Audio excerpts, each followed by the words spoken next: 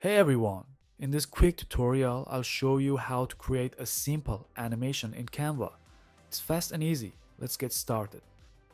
First, open Canva and select video. Choose a landscape format for your animation. Now head over to Elements, search for Street Urban, and pick a street background for your animation.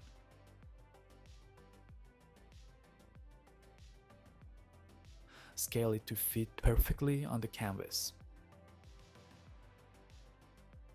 Next, go back to Elements and search for walking. Select a walking person. I'm choosing this girl, resize her to match the background perspective and make it look realistic.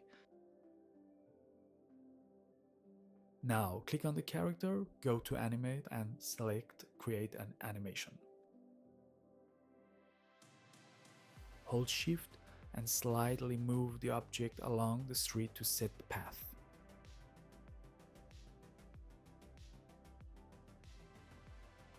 From the movement style section, pick a style. I'm going with steady for a natural effect. You can add extra touches like rotate, flicker, pulse, or wiggle.